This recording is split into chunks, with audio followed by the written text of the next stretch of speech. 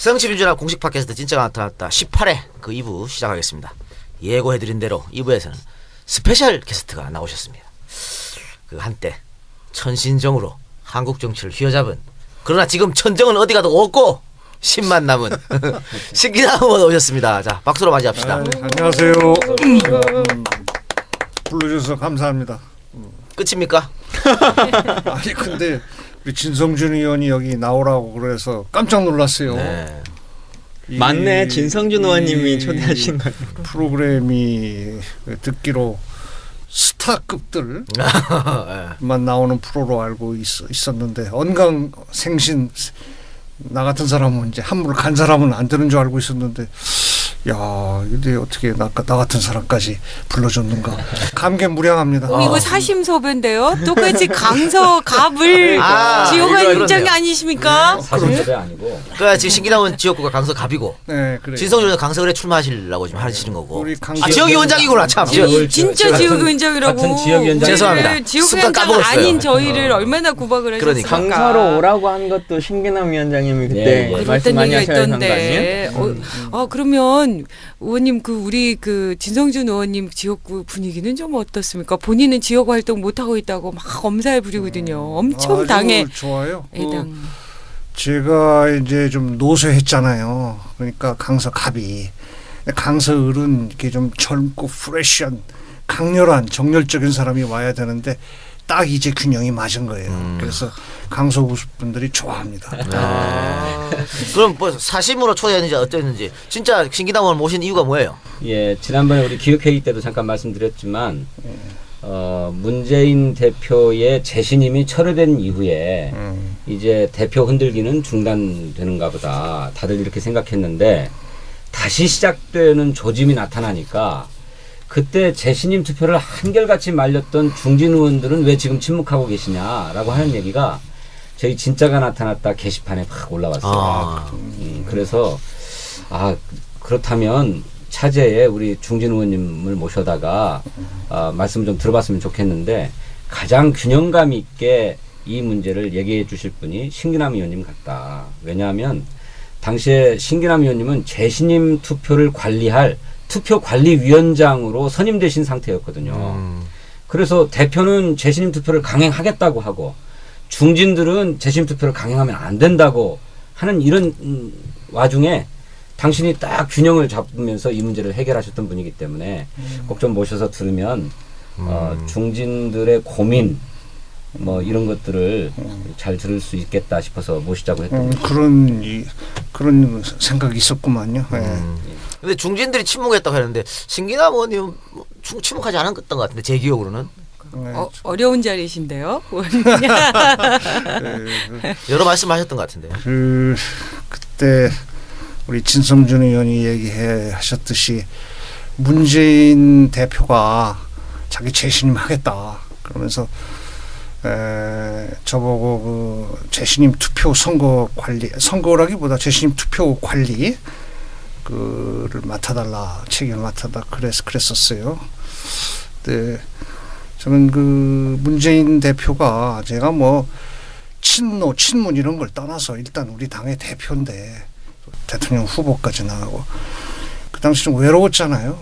마구 흔들리고 끌어내리려고 하고 하니까 좀 봐서 상당히 안 좋았어요. 상당히 안 돼 보였습니다. 그런 생각을 하고 있던 차에 재신임 투표 얘기를 하길래 그 생각 잘했다, 나 그렇게 생각했습니다. 이걸로 상당히 용기를 낸 거 아닙니까? 네, 그래서 해주겠다, 투표 관리를 해주겠다 이렇게 했는데, 정말 할 태세였죠.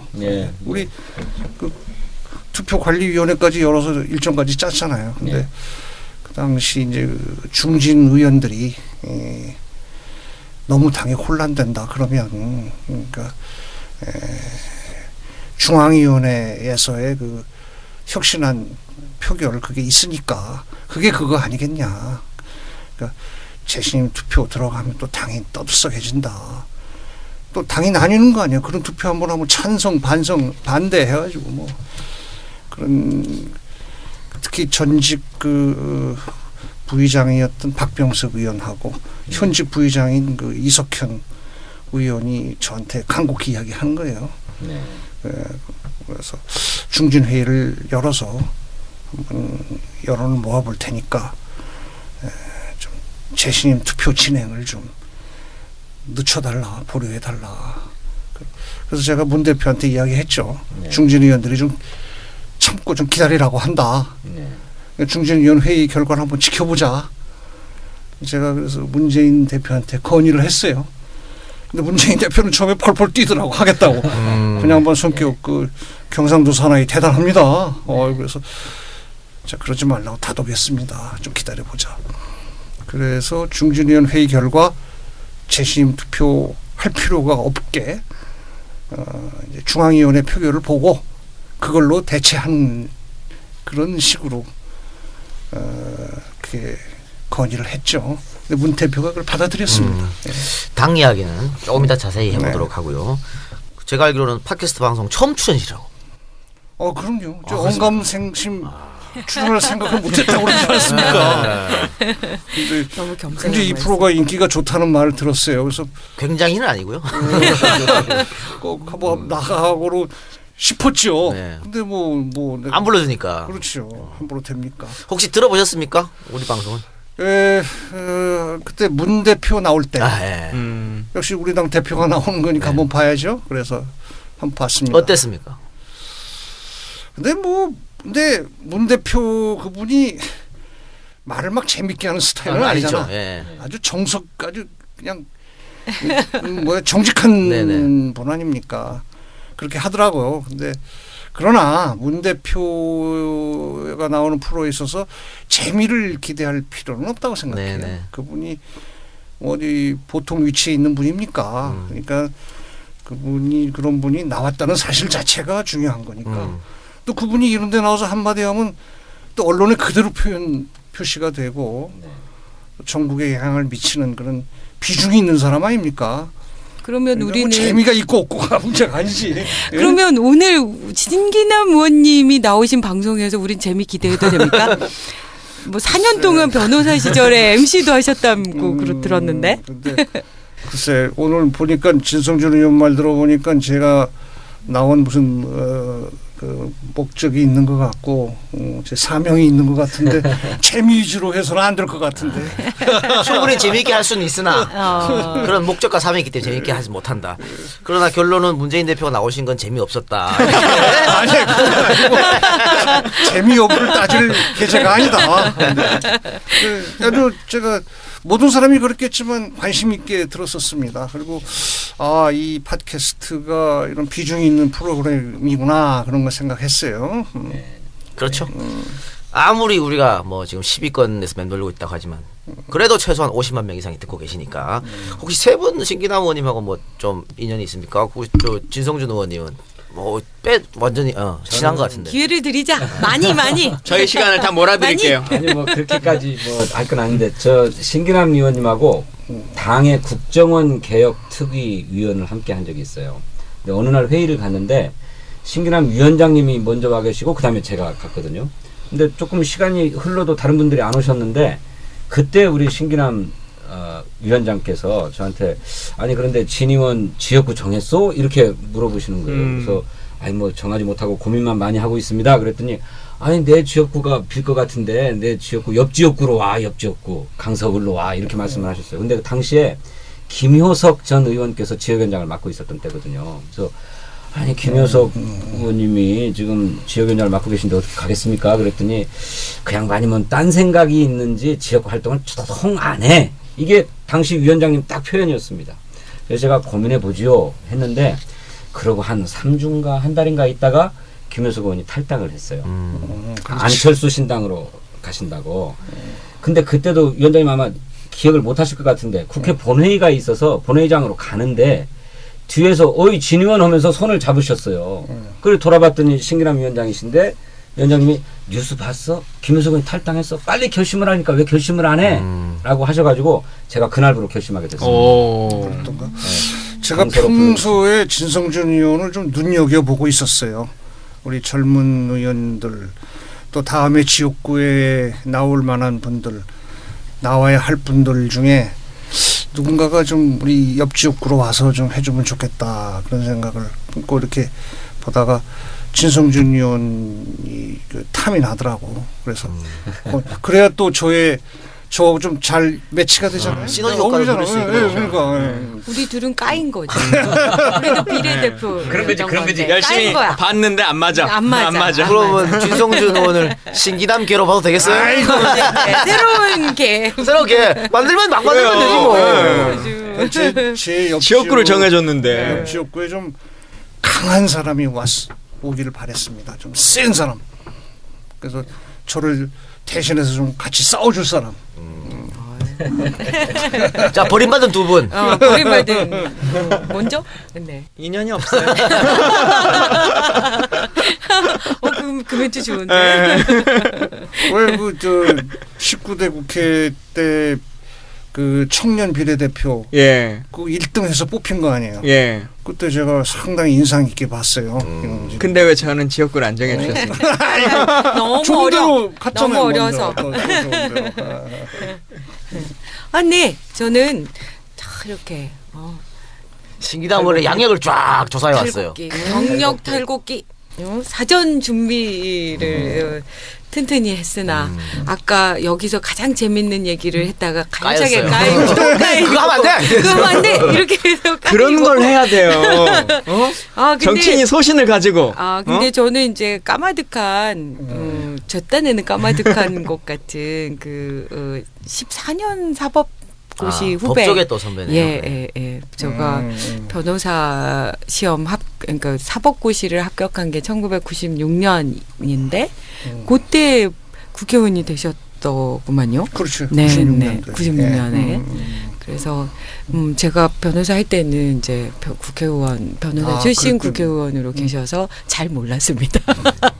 잘 모르고 근데 그렇게 이제 국회 연차가 많이 들어와서 나는 건 본인이 팔수로 했기 때문인 그렇죠. 거 아니에요? 당연하지. 팔정국이 워낙 고시 공부를 오래 해가지고 뭐 나이 차이보다는 훨씬 더 그렇기도 하고 또 저도 이제 국회 들어와서는 국정원 대선 개입 때 그 국정조사 특위 우리 청문회 위원장이셨잖아요. 네.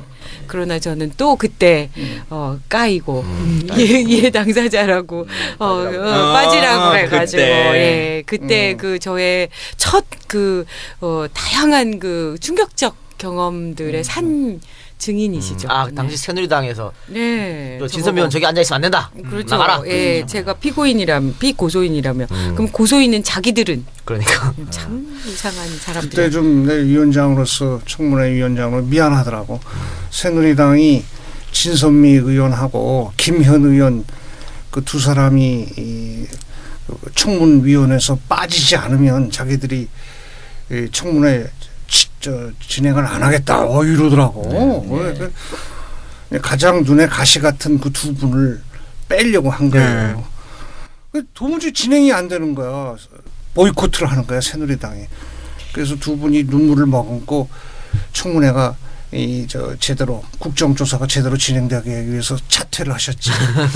그래서 두 분 없이 했어요. 가시를 확 뽑았. 너무 그때 미안했는데. 네. 뭐 위원장님 미안하시고. 국정조사 제대로 계속하기 위해서 할 수 없었어요. 미안합니다. 제가 듣기로는 이번 주 금요일 내일 모레가 생일이시라고 맞습니까? 그것까지 어떻게 알아요? 그렇습니다. 생일인데 탈곡기라고. 탈곡기. 금요일 날. 네, 금요일 날 생일인데 지금 뭐 전국이 워낙 시끄럽고 또 정부가 이 말도 안 되는 국정교과서 문제를 들고 나와가지고 생일인데 그렇게 뭐 파티 이런 거는 못 하시겠습니다. 아니 해야죠. 합니까? 저는 낮에는 싸우고 밤에는 파티 합니까? 저 생일날 벌써 제 처하고 둘이서 그 만찬 디너 파티 벌써 예약이 다 돼 있습니다. 그래서 와인 한 잔 마셔야지. 네네. 정말 근데 우리 로맨티스트 우리 당의 의원님들이 좀 공동된 특징이 사모님들이 되게 미인이신 분 많아요. 근데 제가 그 비행장에서 한번 뵌 적 있는데, 세련되시고 너무 미인이시더라고요. 참고로 오늘 제 짝꿍 생일이에요. 빨리 집에 가야 돼요. 빨리 집에 가야 돼요. 진짜 빨리 보내드릴게요. 지금 가도 돼. 뒤풀이 없이 보내드리세요. 그러니까 지금. 그렇습니다.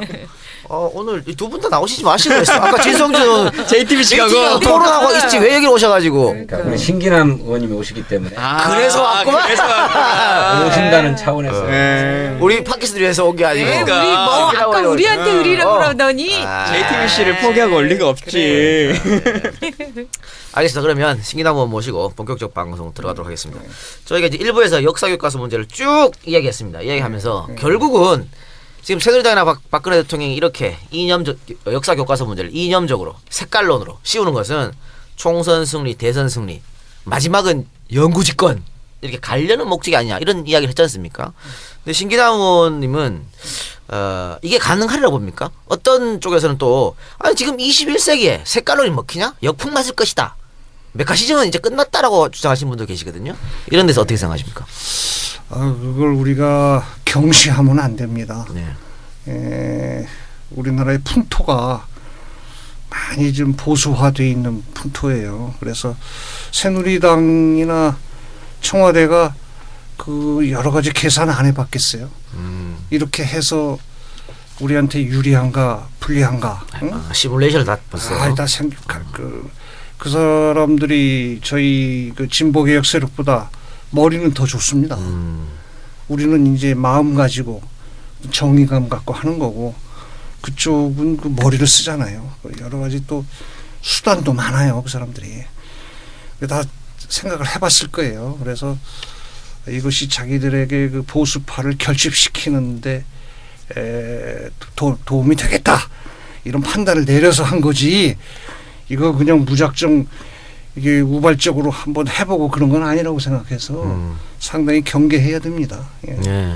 특히 우리나라는 언론이 모든 게 다 우리나라는 언론이 문제라고 생각하는데 언론 환경이 극도로 그 보수 언론이 아주 지배적인 그런 언론 아닙니까? 그러니까 청와대나 이 보수 정권이나 보수 정당이 하는 건 뭐 전폭적으로 지지하는 또 우리 진보개혁 세력이 얘기하는 것은 많이 좀 그 깎아내리는 이런 풍토이기 때문에 그런 그쪽의 지원을 많이 믿고 있을 거예요. 네. 예.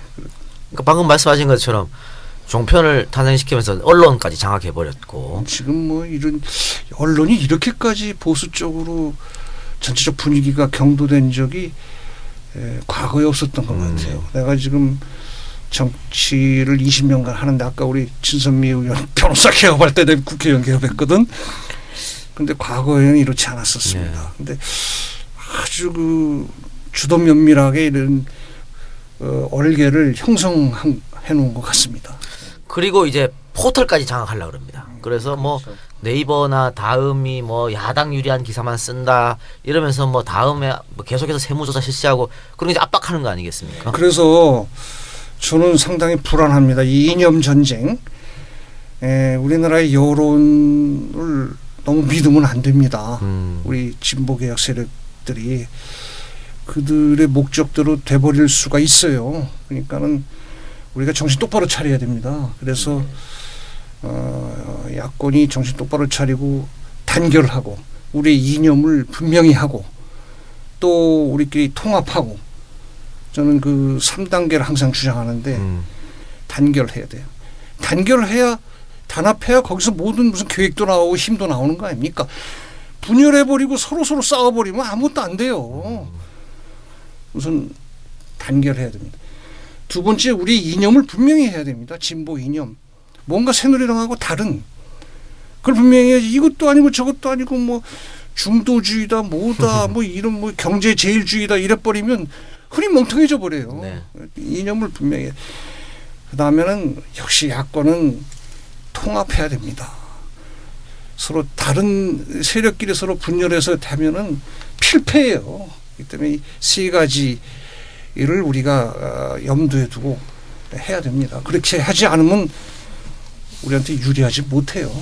단결, 통합, 분명한 이념. 요것을 단결, 이제 이념, 통합. 통합 이렇게. 요 세 가지가 야권이 해야 될 일이다. 이렇게 하는 걸로 갈무리하고요. 그 포털 장악 얘기가 나왔으니까 사실은 이 포털을 장악할 시도를 할 때 여의도 연구원의 문서를 가지고 새누리당이 시작했거든요. 여의도 연구원에서 의뢰를 해보니 조사를 했는데 뭐 야당 유량이 너무 많았다. 그러면서 이런 거 안 된다면서 들고 나왔는데 웃긴 것은 여의도 연구원에서 교과서는 국정하면 안 된다. 이런 보고서 옛날에 나왔었거든요. 그래서 이건 어떻게 되냐 물으니까 그것은 개인의 생각이다. 이렇게 해버려요 요즘은. 그러니까 이럴 때 이렇게 저럴 때 저렇게 자기 입맛에 맞게 지금 이 여론을 차단하려고 그런 속셈인 것 같습니다. 국정교과서 문제가 저쪽은 정말 뭐 미래를 위해서 자기들이 이야기하듯이 미래의 아이들을 위해서 교과서를 바로 잡겠다 이렇게 명분을 내세우고 있지만 그것은 명분에 불과하고 사실은 눈앞에 있는 총선 대선의 이념 전쟁을 통해서 보수층을 결집시키려는 게 목적인 거거든요. 이게 정신 똑바로 차려야 됩니다. 그래서 뭐 일부에서도 계속 그 얘기를 했고 또 우리가 단호하게 대처를 해서 반드시 이 전쟁에서 승리해야 된다 주장 계속 하고 있는데요. 아까 일부에서 혹시 못한 말 있습니까? 국정교과서 문제에 대해서 지금 하시기 바랍니다. 못한 말 있으면. 우리 신기남 회장님 말씀에 뭐 깊이 유념하면서도 지난 대선 때 사실은 뭐 경제민주화니 복지니 이런 문제에 대해서 선점당했다고는 하지만 선거 전 내내 NLL 싸움으로 일관했잖아요. 그래서 실체 없는 NLL 포기 발언 요 문제를 가지고 선거 전을 일관하다가 결국 져버렸는데 그때는 이른바 남북 정상회담 대화록을 우리가 공개할 수 없는 처지와 조건에서 저들의 일방적인 선전으로 넘어간 측면이 있는데 이번에는 저 사람들이 그런 문제가 아니라 뭐 학생들도 보고 교사들도 보고 또 학부모들도 볼 수 있는 교과서가 이념적으로 편향되었으니 이걸 바로잡아야 되겠다 이렇게 나오고 있는 것이기 때문에 좀 이를테면 이념 전쟁의 소재치고는 썩 유리한 소재는 아닌 것 같다 저들에게. 지난번 남북 정상회담 대화록처럼 말이죠. 그거는 극소수의 사람만 자기들끼리만 보고서 지금 자꾸 했던 얘기였는데 그래서 이거는 저는 좀 싸워볼 만한 근거가 있다 이렇게 생각하고 명분이 있죠. 이쪽에서 예. 명분이 분명히 있습니다. 예. 예. 그리고 지난번에 도종환 의원님이 나오셔가지고 한번 그 말씀을 하셨는데 그 많은 학부모님들께서 지금 8종으로 되어 있는 교과서이기 때문에 8종으로 하는 것보다 1종으로 하나로 만들어가지고 하면은 아이들이 공부하는데 훨씬 쉽겠다 이런 생각을 하시는 분들이 많이 있는데 네. 그건 사실관계가 다르다라고 하는 말씀 하셨어요. 다시 한번 말씀드리면 8종이 있다 손 치더라도 학교에서는 하나의 교과서를 선택해서 공부를 합니다. 8개를 다 배우는 것이 아니죠. 그래서 하나를 배우는 것이고 공부를 하는 양으로 보면 두 번째는 출제자 입장에서 보면 교과서가 8권이기 때문에 그 8개의 교과서가 동일하게 가지고 있는 그 사관이라든가 아니면 맥락 이런 것들을 중심으로 출제를 할 수밖에 없거든요. 근데 단 하나의 교과서라고 하면 말 그대로 이제 역사 과목이 주입식 교육이 될 수밖에 없는 거여서 아이들이 공부하는 데 있어서 훨씬 더 어려운 일들이 발생하는 거죠. 그리고 두 번째는 우리가 계속 말한 것처럼 이게 정권 교과서라고 하는 것이 돼서 언제 또 어떻게 바뀔지 모르는 거지 않습니까? 그래서 중학교 때 배웠던 내용이 고등학교 때는 또 정권이 바뀌면 내용의 출제 방식이 또 바뀌어버리고 또 어떻게 보면 이 고등학교 1학년 때 배웠던 상황에서 고3이 되면 또 달라질 수가 있는 거예요. 그래서 이 역사 과목이라고 하는 것, 교육이라고 하는 것에 대한 안정성이나 이 지속성이 전혀 담보될 수 없기 때문에 정권에 따라서 바뀌는 교과서라고 하는 게 시험에도 현저하게 어려운 문제다라고 하는 것을 학부모님들께서 방송을 보시면 좀 잘 알아주시면 좋겠어요. 그리고 다른 과목 국어, 영어, 수학 이런 것도 다 8종 다 다양한 교과서로 지금 시험을 보고 있잖아요. 그렇죠. 현재. 예. 그 실증적인 통계도 나왔는데 국정교과서로 역사를 배웠을 때의 시험 성적이 검정교과서 다양한 교과서를 가지고 공부하고 나서 시험 봤을 때 성적보다 훨씬 낮았다는 겁니다. 훨씬 낮았다. 평균 성적이 낮았다는 것이고 최고 점수와 최저 점수의 차이도 단일 교과서로 배웠을 때 훨씬 더 컸다는 거예요. 그러니까 난이도가 굉장히 깊어졌다는 것이죠. 네. 그래서 수능 시험을 염려해서 단일 교과서로 배워야 된다라고 하는 거는 전혀 현실에 부합하지 않는 얘기다. 네, 저도 하나 보탠다고 네. 하면 그 국정교과서에 대한 헌법재판소 결정문이 있어요. 그래서 아마 이거를 보시는 분들은 한번 헌법재판소 사이트 들어가셔서 역사 공부 차원에서라도 한번 좀 읽어봐 주시면 좋겠는데 거기 안에 그렇게 돼 있습니다. 실제로 그 결정문 안에 뭐라고 돼 있냐면 국정제도보다는 검인정제도보다는 자유발행제를 채택하는 것이 교육의 자주성, 전문성, 정치적 중립성을 보장하고 있는 헌법의 이념을 고양하고 아울러 교육의 질을 제고할 수도 있을 것이다. 헌재가 그렇게 얘기했다는 것이죠. 그렇습니다. 네, 알겠습니다. 자, 교과서 얘기는 거기까지만 하고 그러시죠. 이제 당내 문제를 좀 이야기할 텐데요. 그 재신임 정국 때 그 신기남 의원도 성명서를 낸 적이 있었지 않습니까? 이제 좀 그만 분열하자 이런 성명서를 내기도 했었는데 그 이번에 또 비주류 모임이라는 그 민주당의 집권을 위한 모임. 민주당은 또 따로 당이 있는데 왜 그러신지 모르겠지만 어쨌든 이 민진모 모임에서 김한길 안철수 의원은 혁신위가 실패했다라고 이야기했고 또 다른 의원들은 조기 전대론을 해야 된다 이렇게 이야기를 했었습니다. 그래서 또다시 분열하는 거 아닌가. 그것도 지금 다른 때 했으면 또 말을 안 하겠는데 이 국정화 교과서 문제로 저 야당이 단일 대오를 꾸려가지고 여당과 맞서 싸워야 할 이때 왜 하필 이때 지금 그런 얘기를 하냐, 왜 또 분열을 하냐라는 비판이 많았거든요. 이 문제에 대해서는 신기남은 어떻게 보십니까? 지금 우리 새정치민주연합에 대해서 국민들이 가장 그 비판하는 게 불안하다는 거예요. 저희 제1야당이 너무 네. 불안하다. 틈만 있으면 서로 싸우고 흔들리고 도대체 밖에 좀 할 일이 많은데 에너지를 분산시키고 불안해서 못 보겠다는 겁니다. 집안 싸움에. 그래 이거 이렇게 불안한 건 당의 그 리더십이 생기지가 않아요. 그럼 리더십이 생기지가 않으면은 뭐 노선을 확립하고 제대로 된 정책을 세우고 이런 게 잘 안 되죠. 그 다음에 아까 우리 다음 총선 대선에 대비한 그 야권 통합 또 안 되는 거예요. 자체 세력이 든든해야 뭐 밖으로 나가서 뭐 통합을 하고 영입다고 하는 거지. 그래서 저는 이 리더십을 확립하는 것이 지금 현재 우리 새정치민주연합으로서는 가장 중요하다고 봤습니다. 그런데 그래서 이제 문재인 대표죠. 문재인 대표가 정당한 그 전당대회를 통해서 선출된 그 대표로서 임기 중 아닙니까? 그리고 어찌됐든 여러 비판도 받고 있고 뭐 합니다만은 한계론을 주장하는 사람도 있고 그럽니다만은 이분이 현재 우리 야권에서는 지지율이 제일 높게 나오고 있는 그런 그 우리 소중한 자산 아닙니까? 네. 그런데 이런 걸 이렇게 중간에서 자꾸 그만두어라. 뭐 당신 갖고 되겠냐. 이렇게 스스로 하면 이게 우리 당의 자해 행위란 말이에요.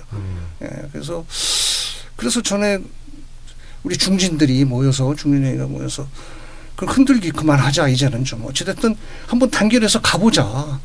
국민들이 불안해한다 해서 문 대표에게 건의하고 해서 중앙위원회 표결을 해서 압도적으로 통과됐고 그걸로 됐다. 이제는 한번 단합해서 해보자. 이렇게 갔던 거 아닙니까? 근데 이제 최근에 들어서 또다시 이제 국정감사 끝나고 좀 그런 좀 시간이 지나가 보니까 또 아까 걱정하셨듯이 뭐 예를 들면 이제 무슨 모임들 중에서 뭐 통합전대. 네. 두 가지를 얘기하더라고요. 통합전대. 또 하나는 조기선대위. 뭐 이런 걸 얘기를 하는 거예요. 근데 통합 좋죠. 통합전대 필요하면 좋아요. 선대위도 띄울 겁니다. 그러나 이 통합전대니 무슨 조기선대위 이런 것이 결국은 문재인 대표를 낙마시키기 위한 목적에서 나온 거라면 이건 안 되는 겁니다. 문재인 후보의 퇴진을 전제로 한 무슨 전대론이나 이 선대위론 이것은 있을 수가 없죠. 그렇게 되면 전대도 안 되고 그 선대위도 안 돼요. 왜? 그 김부겸 전 의원의 말을 제가 인용하고자 합니다. 김부겸 의원이 이런 말을 했어요. 문재인 후보만으로 우리가 선거에서 이길 수 없다. 그건 분명하다. 그렇죠. 그러나 또한 문재인 없이는 또 우리가 선거에서 이길 수 없다. 이건 분명한 겁니다. 근데 문재인 대표의 퇴진을 전제로 한 그런 무슨 전대론이나 통합전대론이나 무슨 조기 선대위라는 것은 그건 가능하지도 않을 뿐만 아니라 타당성도 없을 뿐만 아니라 가능하지도 않습니다. 모셔서 질문 드리고 싶은 건 그거거든요. 그러니까 그런 문제를 막자고 대표가 재신임을 강행하려고 했는데 사실 저는 의총에서 재신임 하자 이런 주장을 했던 사람인데 중진들께서 향후에 그런 말이 나오면 중진들이 다 그것을 잘 정리할 테니 덮고 가자라고 하셨는데 그래서 그렇게 된 거죠. 다시 이런 말이 나왔는데 왜 중진분들은 지금 아무런 입장이 없느냐, 민진모나 이런 분들이 이런 의견을 내는데 그 입장을 좀 듣고 싶은. 이제 또 수위가 차면은 또 하겠죠. 아직은 그게 뭐 누가 무슨 말을 한다고 또 금방 또 중진들이 모여가지고 그러지 마라 그럴 수도 없는 거고 좀 두고 보는 거죠. 일단 중진들의 일치된 의견은 전에 표현이 됐잖아요. 그러니까 재신임을 이제 한 거지 않습니까? 어쨌든 그래, 한 재신임을 거죠. 해서 앞으로는 흔들지 말자라고 얘기한 거고 방금 신 의원께서 뭐 조기 전대 이런 거 문재인 대표를 낙마를 전제로 해서 조기 전대 이건 가능하지도 않다고 했는데 계속 이렇게 좀 흔드는 이유 그럼 뭐라고 생각하세요? 솔직하게 좀 말씀해 주십시오.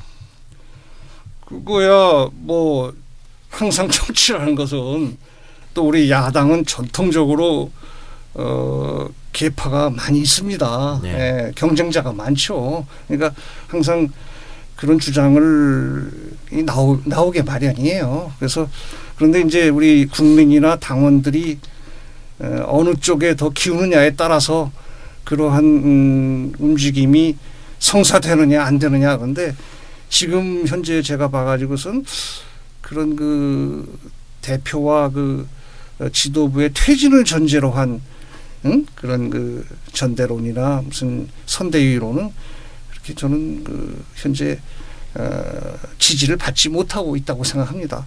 지금 저는 문 대표만을 이야기하는 게 아니에요. 그 지도부가 있지 않습니까? 저는 그 지도부가 상당히 균형 있게 짜여 있다고 생각합니다. 그 주승용 우리 해군 장교 동기도 있지만은 그 뭐 소위 말하는 비주류의 대표인데 그 득표를 제일 많이 한 좀 소위 서열 1위의 최고위원 아닙니까? 그리고 여러 수석 최고위원. 있잖아요. 그게 잘 골고루 짜여 있는 상당히 황금 분할적인 지도부 아닙니까? 그럼 거기서 모든 걸 다 이룰 수가 있는 지도부라고 봐요. 그걸 왜 끄집어내리려고 그래. 끄집어내리면 뭐 대수 있습니까? 우리가 지난날 많은 경험해봤잖아요. 우리 야당 분열이 많고 투쟁이 많아가지고 뭐 선거만 한 번 했다, 뭐 보궐선거만 했다 해서 바람직하지 못한 그런 만족스럽지 못한 결과가 나오면 하도 공격을 했으니까 전부 사퇴하고 했는데 그 결과가 무엇입니까? 더 잘 됐습니까? 혼란만 났지 잘 된 게 아무것도 없어요. 지금도 그렇습니다. 지금 또 물러나라? 그래서 뭐 전대를 한다? 뭐 또 조기 선대위를 산다? 다 그 가능하지가 않습니다. 혼란만 올 뿐이에요. 그래서 지금 임기 중에 있는 이 우리 지도부, 문 대표를 비롯한 지도부에게 어떤 리더십을 줘야 돼요. 그렇게 해가지고 그 리더십을 바탕으로 단합된 힘으로 다음 그 절차를 우리가 밟아 나가서 외부에 나가서 통합도 하고 영입도 하고 그 통합하다가 필요하면 또 전대도 할 수 있어요. 그리고 선대위를 빨리 띄우는 게 좋겠다 하면은 또 그 지도부의 결정으로 선대위를 띄우고 이렇게 정상적인 절차를 밟아서 해야 된다. 그런 얘기입니다. 알겠습니다. 그 최고위원들이 광화문에 가서 이제 1인 시위를 할 때 그때 이제 민주모 의원들 모여서 새정치화란 무엇이 문제인가 토론을 했거든요. 딱 그 시간에. 그리고 여기는 박주선 의원도 참여했다고 그러는데 박주선 의원 탈당하셨는데 왜 여기 오셨는지 좀 이해가 안 됩니다만은 그 이런 행사에 대해서 혹시 지도부에서 얘기 없었습니까? 들은 말이라든가. 예, 뭐 다른 얘기 없었습니다. 일절 뭐 여기에 대해서는. 그 네. 콩나물 모임은 누구예요? 문자에 콩나물 모임도 오던데. 그게 이중 멤버십이라고 하더라고요. 저도 정확하게 실체는 모르는데 김한길 대표 때 당직을 맡았던 의원님들이 어디 저 여의도에 뭐 콩나물 국밥집에 회동해서 밥을 함께 드시면서 논의를 한 일이 많았대요. 그래가지고 콩나물 국밥집 모임인데 그거 약칭 콩나물 모임 이렇게 부른다고 합니다. 그래서 아까 민진모 얘기가 나왔는데 민진모에 소속되어 계신 분들이 대체로 다 콩나물 모임이다고 제가 들었습니다. 근데 저는 이제 다른 건 잘 모르겠고 참 어려운데 이 혁신위와 관련해서 저는 좀 우리가 너무 바깥의 외부의 지원 세력들에 대한 그 분들 다 면면이가 저희가 아무나 모셔오는 거 아니잖아요. 그러니까 혁신위라는 것이 벌써 제가 경험한 것도 꽤 여러 차례인데 그때마다 정말 밖에서 좋은 커리어 열심히 경력들 잘 이렇게 채워오시고 바깥에서 존경받는 분들을 저희가 애써 읍소해서 모셔와가지고 우리 스스로가 그 혁신위에 대해서 혁신안에 대해서 이러저런 문제 제기를 하는 건 좀 충분히 가능할 수 있다고는 하지만 지나치게 그거를 언론들에게 우리가 맨날 불평하는 그런 어떤 개파의 구도에다 확 밀어넣어가지고 그분들은 진짜 돈도 못 버시고 시간 막 투자하고 에너지 투자해서 도와보려고 또 이 나라가 조금 더 발전되도록 노력하려고 오셨던 분들을 우리의 어떤 그러니까 그것도 저는 뭐 선의일 수 있다고 생각합니다. 우리 당 안에서도 그 방안이 마음에 안 들거나 문제 있다고 생각해서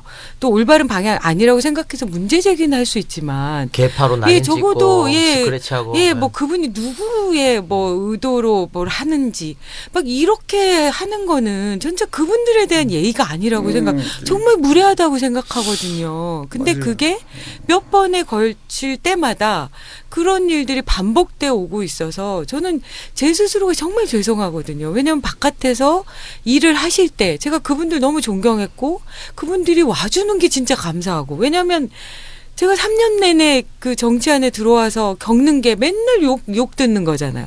제가 SNS에서 볼 수가 없어요. 제가 창피해가지고. 그러니까 그런 식으로 되면 앞으로 누가 그렇죠. 누가 여기 와서 도와주겠어. 도와주겠어요. 그러니까 적어도 바깥에서 뭐라고 하더라도 우리들은 그 의원이 좋은 걸 지적했어요. 그 혁신위라는 게 태동하게 된 발단이 그 문재인 대표가 주장한 것도 아닙니다. 처음에. 전에 그 4월 선거에 뭐 이제 우리가 지고 나서 많은 문재인 대표에게 이제 책임을 돌리면서 막 이제 깎아내리고 막 흔들고 그랬잖아요.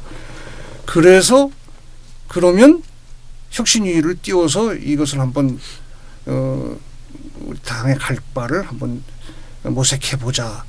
그렇게 말하자면 어떻게 보면은 문재인 대표에 반대하는 분들의 주장에 의해서 혁신위가 뜨게 된 거란 말이에요. 그래서 문재인 대표도 자기가 원해서 그런 게 아니라 호랑이 등에 올라타게 된 거죠. 혁신이라는. 그렇게 그분들이 초래한 그 원인이 거기에 있어요. 그래서 맡겨놓은 건데. 그리고 사실 위원장님은 김성근 위원장님이시잖아요. 왜 그 어느 파의 개파에 의하여 뭐 의도대로 움직인다 이렇게 주장하는 것은 너무 무리한 것 같고 그 부름을 바꿔서 온 그분들에게 대한 예의가 아니죠. 많은 대로. 네, 그건 자기 부정밖에 안 됩니다. 그런데 혁신이 저는 사실 애초에 혁신이를 저는 당 밖의 사람에 맡기는 거에 대해서 저는 별로 이렇게 찬성하지 않았었습니다. 그렇지만 어쨌든 구성이 됐잖아. 정권을 줬기 때문에 그건 존중해 줘야 되는 거죠. 그리고 혁신이가 내세운 그 성과물 10차례. 거기에 대해서 저의 마음에 안 드는 것도 많아요. 네. 좀 너무 좀 과한 것도 있고 현실에 안 맞는 것도 있고 많은 의원들이 그런 걸 느낄 거예요. 좀 과격한 것도 네. 많죠. 네, 저도요. 예. 전 혁신위원이었던 저도 예, 저도 불만이 있죠. 그런데 예. 어쨌든 그러나 그렇게 해서 우리가 임무를 줘서 그분들이 나타낸 성과를 일단 우리가 존중해 줘야 되는 겁니다. 존중해 주고 그 다음에 현실에 맞지 않고 또 우리가 개선해야 할 필요가 있다고 중의가 모아지면 그때 또 우리가 그걸 심의해서 또 고칠 수도 있는 거고 그런 거예요. 근데 그걸 자꾸 어느 파로에 어떤 목적이 있는 것처럼 몰아가고 그 비난하고 부정하고 하는 건 그건 저 논리적으로도 맞지도 않고 도리가 아니라고 생각이 들어요. 네, 그리고 저는 혁신위뿐만이 아니라 그 심판원이요, 윤리심판원. 저는 안병욱 교수님을 개인적으로 정말 존경하거든요. 좋은 사람이죠. 그분이 과거사에 대해서 얼마나 목숨 걸고 진짜 그 다양한 논리들을 개발해 주시고 그랬어. 진짜 진전된 그 진짜 제가 보면 올곧은 교수님이셔요. 근데 노무현 대통령 때 과거사 그 위원장으로 또 굉장히 얼마나 그, 예, 많이 밝혀냈어요. 그러셨잖아요. 그랬었어요. 근데 그분도 결국 물러나셨으니까. 예. 그러니까요. 근데 그분이 마치 여기 와서 무슨 부귀영화를 누릴 게 있다고. 그러니까 오히려 언론에서 그렇게 막 이리 붙이고 저리 붙이고 할 때, 아니, 그러니까 그러면 어느 지도부에 와서 일을 하시면 다 그 지도부에 편드시는 건가요? 나는 그런 것도 진짜 이해가 잘 안 가는 거예요. 근데 왜냐하면 우리가 지금 지도부가 한쪽만 계속 있었던 게 아니잖아요.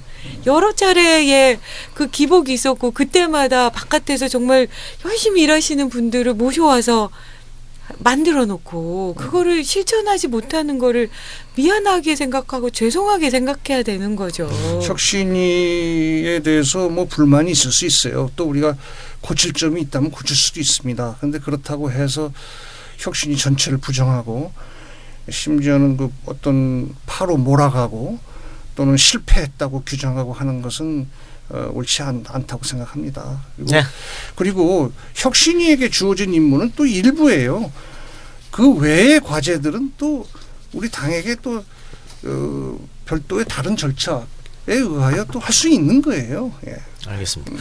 그 신기남 의원님은 총선, 대선, 야권 연대를 해야지만 이길 수 있다고 생각합니까? 그렇지 않습니까? 물론 어떠세요? 이건 그거 없으면 이길 수가 야권 없습니다. 연대 해야 된다. 그럼 이렇게 여쭤볼게요. 안철수 의원은 야권 연대 안 한다고 못 박아야 된다고 주장을 하셨거든요. 그건 선거를 많이 경험해 보지 못해서 그런가. 저 20년 했지 않습니까? 네. 저희가 20년 동안 총선, 대선 또 지방선거 앞두고 야권 통합 내지 연대를 단 한 번도 안 해본 적이 없습니다. 꼭 막판에 가서는 했어요. 왜? 안 하고선 패색이 짙어요. 네. 그건 우리 야당의 숙명입니다. 우리나라의 여권은 분열이 없어요. 다 군대식으로 줄 씁니다.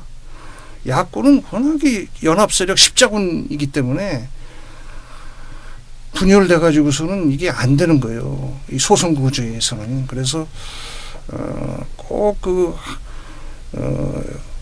뭐 신당을 만들거나 통합을 하거나 또 그것도 모자라면 다른 당하고도 연대를 하고 야권 단일 후보 전부 그렇게 했습니다. 그래서 그래도 불리하고 뭐 겨우 이긴 적도 있고 해서 저는 내년 총선 또 그다음 대선도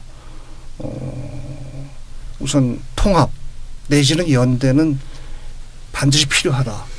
그리고 그렇게 되고 말 것이라고 생각합니다. 야권 연대가 궁극적 목적입니까? 아니면 통합 단일 정당이 목적입니까? 단일 정당이 가장 좋은 모습이죠. 가장 이상적이다. 통합에 네. 그렇죠. 강력하죠. 제가 저번 대선 때 문재인 그 안철수 때 제가 그렇게 주장했습니다. 두 사람 후보 단일화로는 부족하다. 단일 정당 만들어야 한다. 근데 매열이 없는 외침에 불과했어요. 제가 목매어서 주장했습니다. 왜? 이번 대선은 우리가 반드시 이겨야 되기 때문에 만에 하나 지면 안 된다. 그러니까 둘이 좋은데 후보 단일화 갖고는 안 되니까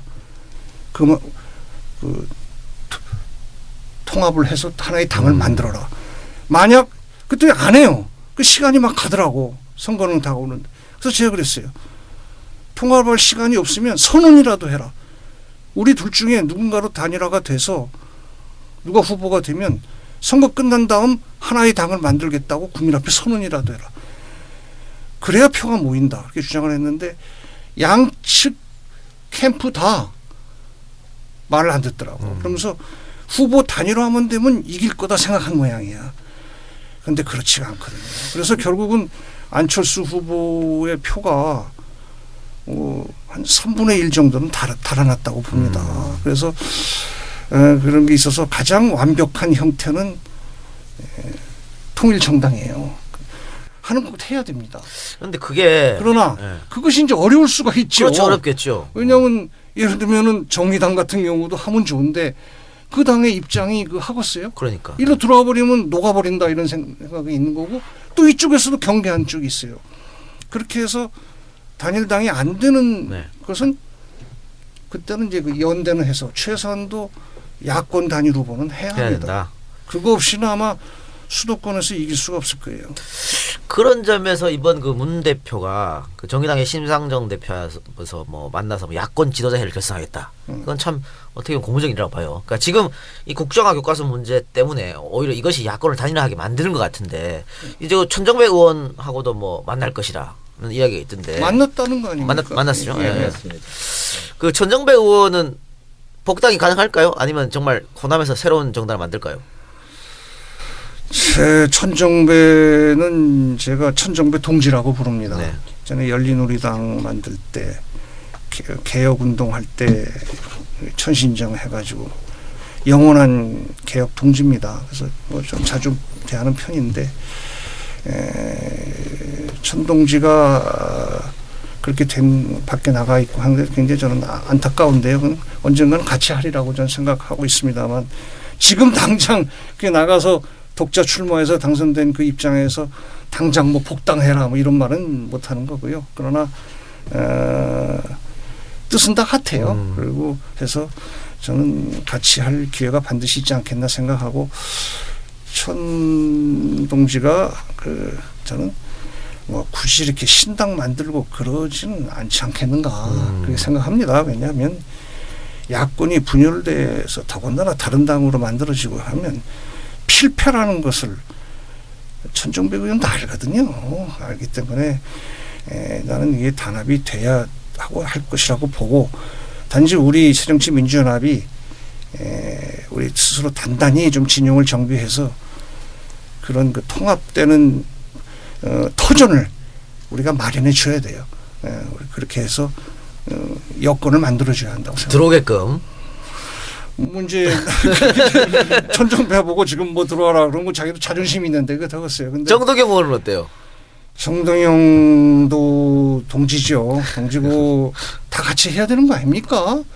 우리의 대통령 후보였잖아요. 네. 그러면 자기도 생각이 있을 겁니다. 그러면 야권 승리를 위해서 자기도 기여하겠다는 생각이 있다고 봐요. 그러니까 지금 어떻게 보니까 운명이 이렇게 흘러서 그렇게 됐지만은 그분들을 다 같이 거둬들일 그 준비를 우리가 우리 당에 해야 합니다. 그러자면 아까도 얘기했지만 우리 당이 안정이 돼야 돼요. 내부 싸움 하는데 어떻게 외부를 둘러보고 끌어들이고 할 여력이 있습니까? 당 통합이 문제다. 내부 당연한 거겠죠. 내부 투쟁할 때가 아니에요. 지금 우리가 할 일이 얼마나 많습니까? 총선이 코앞으로 다가왔으니까 이걸 만나봤어요 사실은. 이제 뭐 6개월 그리고 그렇죠. 그런 과업을 지금 지도부에게 그 당연한 거예요. 지도부의 임무예요. 그 지도부 보고 하라고 그래야지. 너네들 물러나고서 누가 하겠다는 겁니까? 그럼 되지도 않아요. 알겠습니다. 여기까지 듣고 방송사상 최초로 PPL 광고 한번 하겠습니다. 책 광고입니다. 책 광고. 이제는 기본권 개헌이다. 진정한 민주공화국을 위하여. 누가 썼나? 바로 신기남 의원이 썼습니다. 근데 따끈따끈해요. 이게 일세가 다 모두 한 번씩 들어주죠. 저번 선물 주에 받은 찍은 것 거. 같아요. 따끈따끈합니다. 자, 그 뒤에 보면은 이제 추천 글씨를 문재인 대표가 써주셨고. 어머, 전 다 읽으셨어. 어머, 또 역시 야, 신기한 게 강사을. 강서, 야. 노회찬 전 대표, 정의당 정 대표도 써줬고 이재호 새누리당 의원도 써줬네요. 그런데 개헌 어떤 그 헌법 개헌을 말하는 겁니까? 그러니까 여기서는 대통령 뭐 중임제를 포함해서 말고 그런 거 말고 지역구? 권력 구조를 둔 저 대통령제냐 내각 책임제냐 뭐 대통령 임기를 뭐 몇 중임제냐 년이냐 뭐 이런 문제는 너무 많이 이야기해서 좀 식상해요. 그런 개헌이 아니고 지금 우리가 급한 건 그게 아니라 우선 우리 헌법이 기본권 조항을 개헌하자. 이제 우리 헌법이 제대로 우리 삶을 현실을 반영하지 못하고 있고 우리 미래를 보장하지 못하고 있습니다. 그래서 이거로부터 국민의 기본권을 강화하고 구체화하는 그래야 할 조항이 맞습니다. 제 책에 보면은 한 3, 40가지가 구체적 조항들이 나와 있어요. 그만큼 제가 3, 40가지를 들어서 거시해서 내세울 만큼 허점이 많은 우리나라의 헌법이에요. 그래서 이것을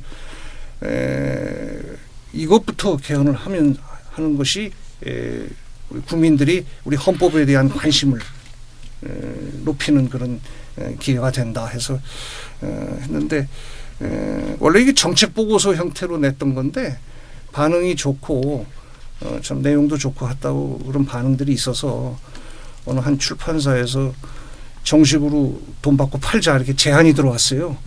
그래서 이게 좀 새로 발간을 한 겁니다. 근데 지금 제가 작은 소제목들을 보니까 이게 다 민생에 관한 거네요. 서민 생활에 관한 거. 저는 저 인상적인 제안 몇 가지가 네. 있는데 그 대표적인 게 헌법 전문에 5.18 광주 민주화 운동의 정신을 계승하자라고 하는 주장을 하고 계세요.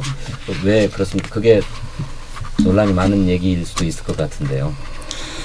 5.18 그 항쟁 정신이야말로 부당한 권력, 독재 권력과 싸운 아주 대표적인 우리 금자탑이라고 생각합니다. 그래서 우리 기존 헌법에 4.19 혁명 이념이 있지 않습니까? 근데 그거 못지않는 허악한 독재 정권에 맞서서 싸워서 승리를 쟁취해낸 빛나는 역사거든요. 그건 길이길이 우리 헌법 정신으로 계승해야 할 가치가 있는 그래야만 할 조항이라고 생각합니다. 원래 87년도에 헌법 개정할 때에 헌법 개정 심의위원회에서 여당 야당 동수로 이렇게 했는데 그때 그 야당 측에서는 이 주장을 했었어요. 정부에 넣자고. 근데 그 당시 여당 측에서 뭐라 그랬냐면 아직 역사적 평가가 내려지지 않았다. 그걸 어떻게? 아니 그 당시는 그랬어요. 87년이니까. 네, 87년 제 9차 개헌 때. 그래서 안 넣었는데 이제 세월이 뭐 이제 30년, 20몇 년 흘러서 이제는 5.18 항쟁에 대한 평가가 분명히 내려지지 않았습니까? 이제는. 그러니까 이제는 넣어야 할 때다고 생각합니다. 저 일부에서도 잠깐 말씀드렸는데 지금 저 교학사 교과서의 모체가 된 대안 교과서라고 하는 데에서는 그 극우 사관을 내걸고 있는 5.18을 뭐라고 규정하냐면요. 급진 좌파가 급속하게 성장하는 계기가 되었다. 이렇게 평가하고 있어요. 아직도 그런 게 있습니까? 그런 쪽이 있습니까? 네. 그런 교과서를 만들려고 지금 국정화 교과서를 끌고 온 거겠죠. 네. 그래서 이것도 이를테면 헌법 전문에 그런 민주화 운동의 정신을 분명하게 넣어서 그걸 계승하자라고 한 뜻을 분명하게 하자라고 하는 좋은 뜻인데 저는 당장에 이 문제도 쉽지 않을 것 같아요. 그러니까 그거를 전문에 넣으려면요. 총선에서 이기고 대선에서 이겨야 가능한 거죠.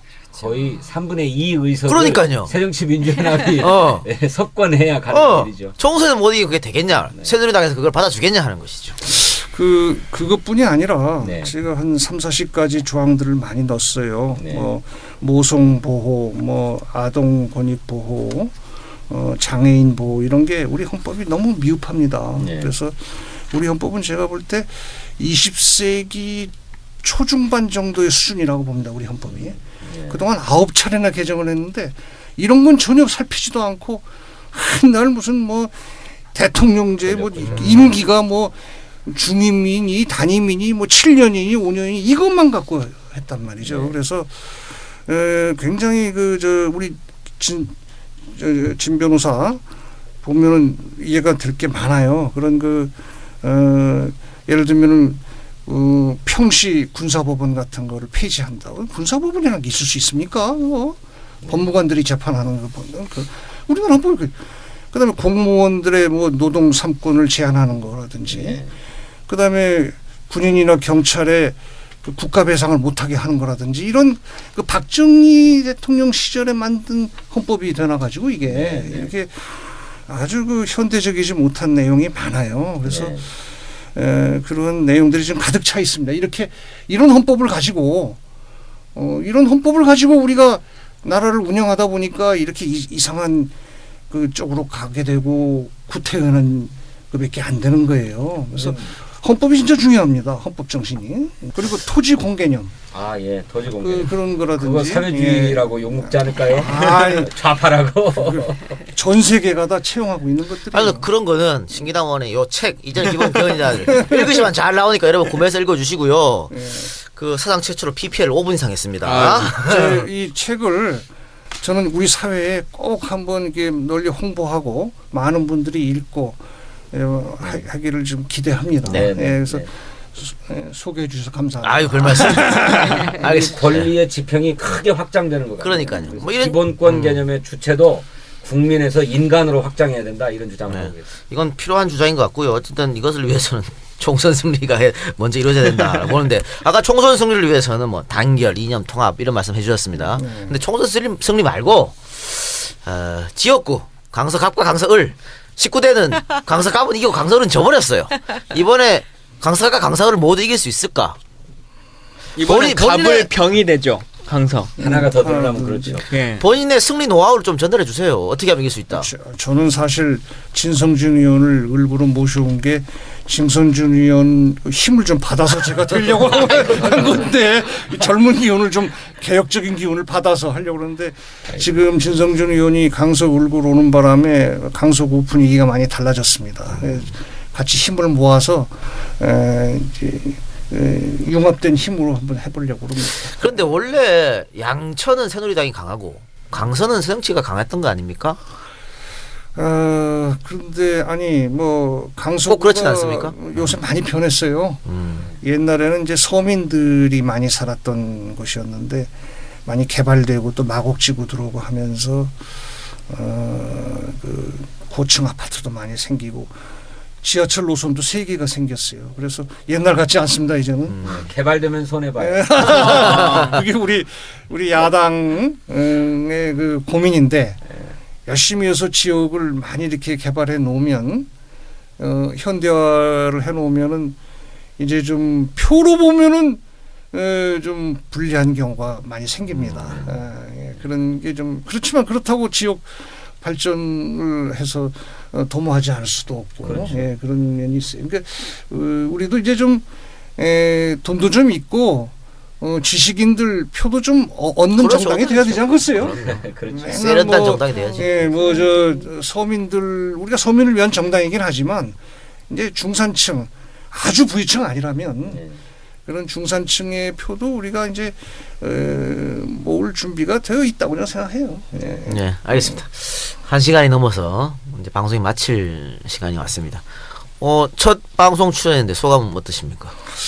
할만했습니까? 글쎄 이 팟캐스트라는 프로그램이 좀 젊은 층이 많이 듣고 해서 좀 소재도 그렇고 얘기 내용도 그렇고 좀 활기차고 재밌어야 한다고 그러던데 근데 이 정치 얘기가 재밌기가 힘들어요.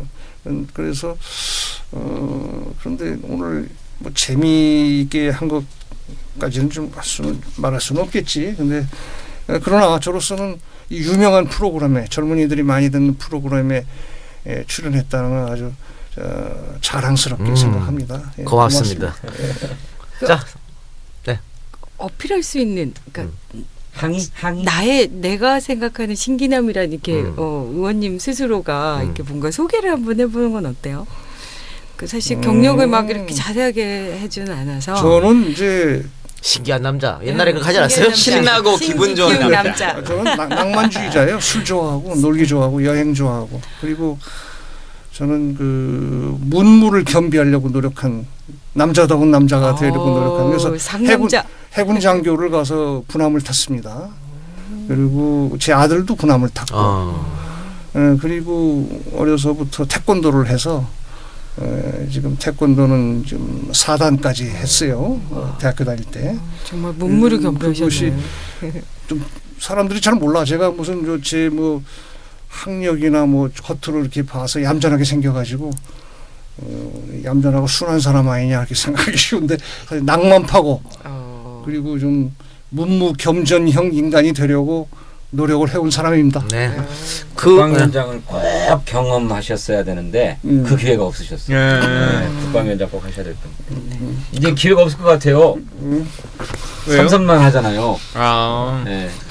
이미 사선이시고. 하여튼 그 물을 갖춰 주신 물을 국방장관을 하시면 되죠. 박근혜 정권 향해 좀 많이 싸워주시기 바랍니다.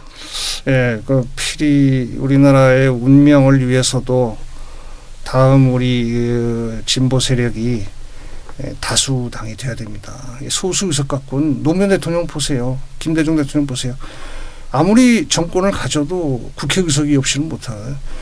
다음에 꼭 우리가 야권 통합을 해서 그 힘으로 단결해서 다수 의석이 되고 그것을 그 힘을 바탕으로 정말 다음에는 이 진보 정권을 세워야 됩니다. 이게 나라가 됩니까 이거? 지금 보십시오. 그래서 그런데 좀 기여를 좀 해야 되겠는데 이런 젊은 분들이 이런 진짜들이 이걸 보니까 참 든든하고 같이 좀 해나가서 꼭 소원 성취를 해야 되겠다 다짐을 합니다. 네, 세 분 마무리 발언 해주시면서 오늘 방송 마치도록 하겠습니다. 저부터 할까요? 저는 우리 신기남 의원님하고 이제 옆 지역구로 이웃으로 이렇게 있는데 오늘 의원님 모셔가지고 특히 당내 정치에 관한 문제 네. 또 이런 그 헌법의 기본권의 문제 이런 말씀 들으면서 중후한 통찰력 뭐 이런 것을 제가 느꼈습니다. 역시 이렇게 젊고 뭐 이런 그 뭐 신진 인사가 전부가 아니다. 우리 당의 그런 역사와 경륜, 전통을 가지고 계시는 중진 의원들 이런 분들이 또 포진해 계셔야 된다. 이런 것들을 느끼고 그런 것이 당의 저력이 될 것이다. 이렇게 생각하는 그런 계기가 되었습니다. 청취자를 또 그렇게 느꼈습니다. 네, JTBC 안 나간 거 후회합니까, 안 합니까?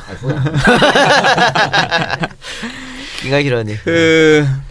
전 뭐 이제 가장 고민스러운 게 어쨌든 역사학을 전공했던 사람이고 또 민족문제연구소라고 하는 출신으로 국회에 왔는데 지금 이 교과서 문제가 발생하고 하니까 사실은 뭐 아침부터 오늘 뭐 인터뷰나 여러 방송들도 많고 하루 종일 이걸 가지고 떠들었던 것 같아요. 제 스스로 생각해도. 근데 그 떠드는 것만이 내 역할이냐. 많은 시민들이 생각하는 그래서 새정치민주연합은 어떻게 할 거냐. 물론 우리가 뭐 원내 병행투쟁에 대한 방식 여러 가지 고민이 있고 혼자서 할 수 있는 문제도 아니고 또 당이 쉽게 결정할 수 있는 문제도 아니긴 하지만 저도 그래서 답을 정확히 알지는 못하겠지만 뭘 해야 될 것인가에 대한 고민이 많이 있어요. 그래서 그 고민들을 이 방송을 보시는 분들과 같이 또 함께 고민해서 새로운 답을 좀 찾아낼 수 있는 그런 시간이 됐으면 좋겠습니다. 네, 진선 의원님. 그 요즘은 참 무거운 마음이에요. 지금 대정부 질문 시기이기도 하지만 점점 더 뭔가 저들은 진짜 염치를 떠나서 부끄러움이 없는 사람들과 같이 상대를 해야 된다는 것이 참 너무 속상하고 그래요. 그러나 저는 이제 그런 기대도 사실은 좀 합니다. 뭐 이거 사석에서 한 얘기라 이따가 편집을 당할 수도 있는 건데 저는 이제 박근혜 대통령이 우리 역사에 기여하실 수 있는 것이 오히려 이렇게 자꾸만 다수석을 악용해서 남용하고 또 권력을 가진 것을 남용해서 점점 퇴보하고 있는 역사를 만들면서 오히려 박정희 대통령에 대한 왜곡된 시각들을 알아서, 그러니까 그분이 생각하는 왜곡이 아닌 우리들이 생각하는 제대로 된 왜곡을 없애주시지 않을까. 그러니까 부당하게 평가돼 있는 그런 것들을 함께 갖고 이렇게 사라져 주시지 않을까. 이런 기대를 합니다. 네, 알겠습니다.